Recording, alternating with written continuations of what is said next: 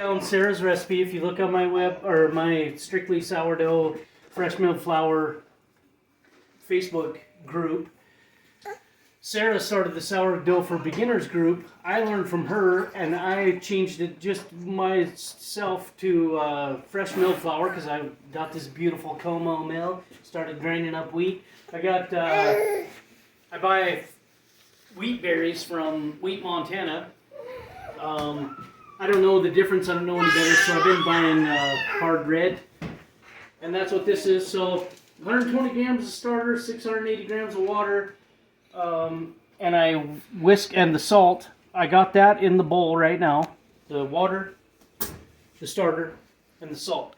And I used this whisk, and I whipped it to get oxygen in it while this was grinding this flour. And now I'm looking for 1,000 grams of this flour, and that Como grinds this up really good. I mean, it makes, I don't know the difference. It's really good. I was going to try and say something intelligent, but I really don't know anything intelligent. Okay, so there's 1,000 grams. And so what I want to show you is how easily this turns out for me, just by beating it up a little with a dough hook. What happened to my dough hook? Somebody stole my dough hook. Oh, it's right here.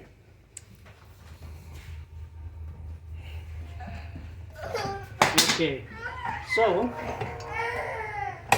dough hook and duh. And this doesn't take long at all.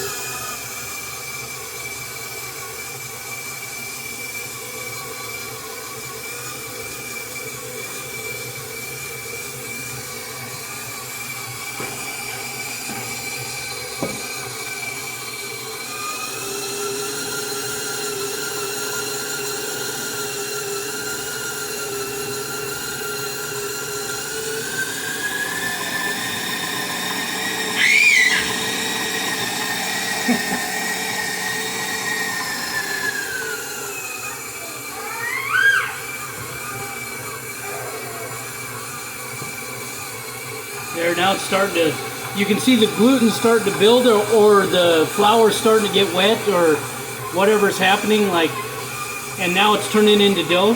And so once it starts clunking around like that and makes a heart shape, I know I'm getting really close. And I just get some, I always try and mill a little extra flour. I just put some extra flour on. You might have seen this on another video. This is just the way I've started to do this. And we probably ate, I don't know, 300 or 400 of these loaves that I've been making. My family, we primarily only eat what I bake and what Katie bakes. Katie hasn't got on the fresh milled flour train completely yet, because she sells sourdough, and you know, people are buying texture.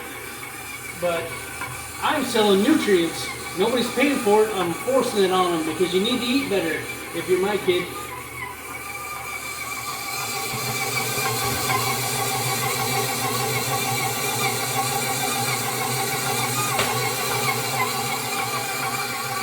So that's really about all I'm looking for. And it depends on how much time I have. I could beat that a little bit more, but see, this is a lot different than einkorn because it comes out, bowl's practically clean, and the dough's all right here. And with that heavily floured board, I end up with about the same thing, and I do about the same thing. The biggest difference is the einkorn is so soggy and wet and gooey comparatively. But my point of making this is not to show you how to do it right. is to show you that even if you do some stuff that isn't what everybody's doing and isn't probably the smartest thing in the world, you can get this done and feed yourself some really delicious stuff. With this stuff, I like to mold it around a little bit, and I've read a bunch of things. They say that surface tension that you make right there makes quite a difference. I don't know that it does. And I do the same thing with these. I just plop these in my...